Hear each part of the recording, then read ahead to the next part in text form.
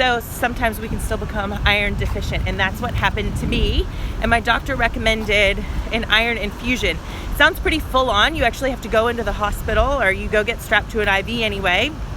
And it's literally just that. It's like a bag of iron that drips into your vein. Anyway, so I had it done. It was not bad at all. And in 7 to 10 days, I'm supposed to start feeling better. I've been feeling so flat out exhausted. I'm usually okay in the morning. And then by like 4 in the afternoon, I'm just absolutely dead. So anyway, here's my friend. Hi, everyone. This is Dr. Jill Gamberg, and she's a friend of mine, but also a practicing physician here in Bondi Beach and in Double Bay. And I thought we'd have a little coastal walk. Sounds good. As we normally do on Fridays, and just chat. Okay, so here we are, here on this side.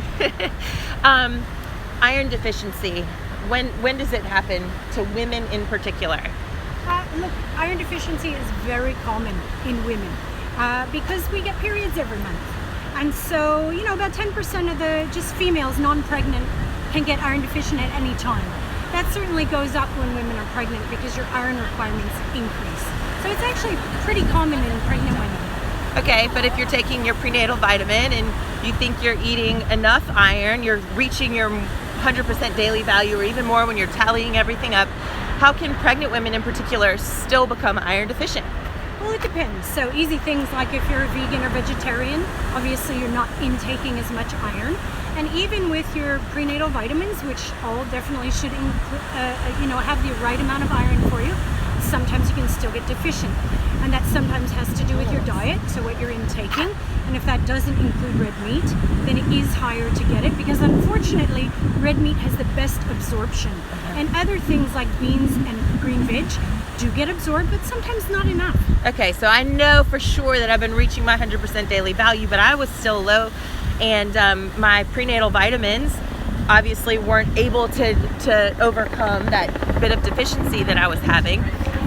So a little trick that you told me, there's something you can eat or drink with your iron supplement or when you're eating iron that will help you absorb it. What is it? So there's a couple of good tricks. Vitamin C is key. So if you actually have OJ or orange juice or take a vitamin C tablet with your iron, that helps absorb it. Very good. Okay, so I'm going to start doing that even more. I can't say that that's something I was doing when I was taking my iron supplements or when I was eating my green veg or my beans or my cereal, so have to start doing that. Okay, so an iron infusion. Like I said, I just had it done a couple of days ago, and it sounded really full on. It wasn't bad, it wasn't painful, aside from the little stick in your arm with the needle. But are they common? What is it? Yeah. So basically, look, let's have a seat. You want to sit down for a second? Sure. I'm getting tired. I'm getting winded. Speaking of being exhausted, let's sit down. Yeah, let's go right here. Just check this out. This is the coastal walk that I try to do every day. Jill and I do it every Friday together. And yeah, it's nice having these little medical chats with you. It is. It's really great. Okay, so are they common, and what are they? Look, they're not that common, but I do think they're going to get more common as they become safer. So obviously, primarily, all women take iron. You should take iron because otherwise you will become iron deficient. Maybe they weren't as common before because they did have a lot of side effects. So even oral iron can cause side effects. It can upset some people's tummies, etc. It can make you a bit nauseous, and already in pregnancy that could be a problem that's quite common.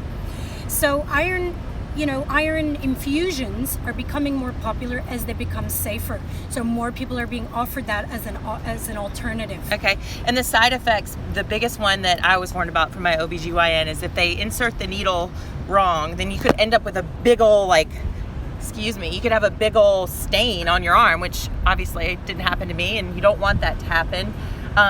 How do you make sure when you're in the hospital getting this done that this doesn't happen to you? Or what do you say to the midwives or the doctors or the nurses to be your best advocate for yourself? Well, probably the most worrying side effect is having an allergy to it, and so that's what we worried about with the older formulations and why it only ever was done in the hospital. Now you can do it either in the hospital or in GP land or family practice land. Okay. So that's a good option for people. Aside from allergy, just general feelings of unwellness. You can get a bit of muscle aches, a headache, but nothing too serious. That iron stain you're talking about is probably the one that people worry about the most. It's So glad not that didn't that happen. common, But when it does happen, it's upsetting because it it's can permanent, be, right? Yeah, exactly. It's like a permanent. bit of a tattoo. So the way that us doctors can help prevent that is just making sure that the IV is put it in correctly. Yeah. And that you usually have a nurse or a midwife sit with you throughout the infusion, just to make sure you're feeling okay, to monitor your blood pressure, just make sure. And if you do it in the hospital, in terms of a pregnant woman, they can add the added benefit is to check. They do the CTG monitoring, which is where they check the baby's heart rate as well as mama's. Yeah, exactly. And that was something that I was looking into. Was there a way that I didn't actually have to go to the hospital and didn't have to go to the delivery suite, because it can be expensive to check into the hospital, and there are plenty of clinics around. You can do it for about a fifth of the cost of what I ended up having to pay.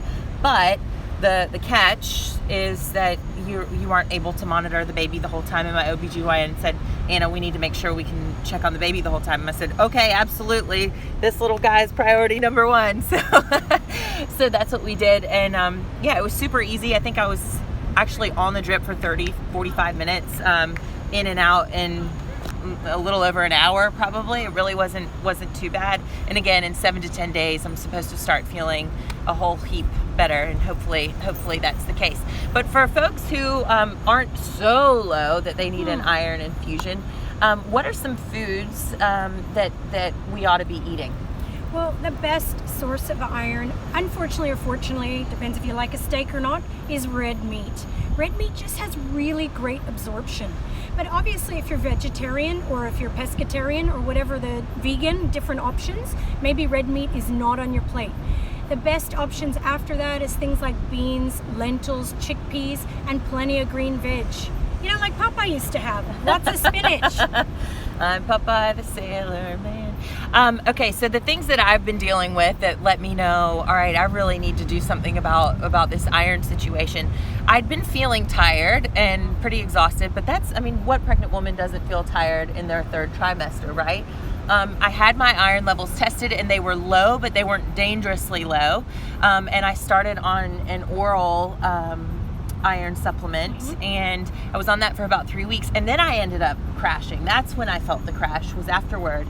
So when I told my OBGYN that this was an issue I was having, that she knows I'm normally really high energy, that I was just, you don't feel like yourself. I would want to go to bed at like 4 o'clock and not cooking dinner like I normally do, and have cereal in bed for a few nights because I just was so flat out.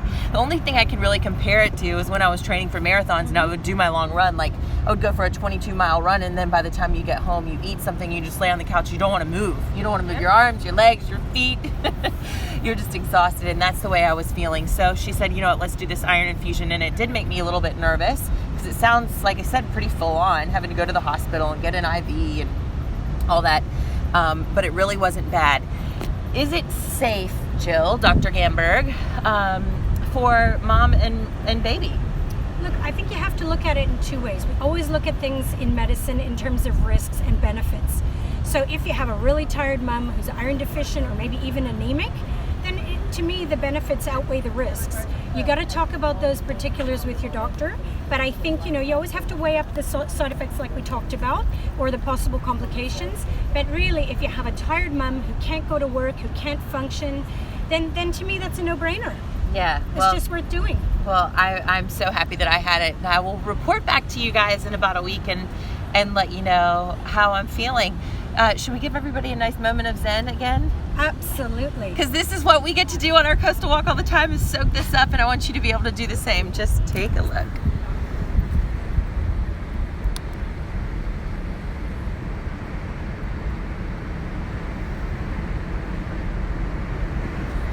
Ooh, gorgeous, isn't it? Friends, I put a post up on AnnaKooiman.com, and I have a lot of questions and answers. We did a prelim interview with Dr. Gamberg ahead of time, so make sure you check that out if this is a topic that you're interested in, or make sure you share that link or share this link with here on Instagram with your girlfriends or your daughter, your neighbor, your coworker, anybody who might be going through this as well, and if you think they may want to explore some of these options. Before we go, I want to check in with a few people. Danny says, miss you on Fox. Marco says, amazing. Let's see, H-Dub says, the Fox from Fox News. Yeah, I miss you guys so much too. I've been going back quite a bit to do some things for Fox News Channel in New York, and back in July did some things for Proud American for 4th of July in my home state of North Carolina. I know a lot of you are from North Carolina. Like you, Exy Moman says, hey Anna, Missy from North Carolina. Hello from North Carolina, Tony. Yeah, it's great to check in with you guys, but make sure you check out AnnaKooiman.com. There's a lot of great information there, and because Jill and I are planning to do this every Friday as often as we can. Miss you, love you. Talk to you soon. Bye.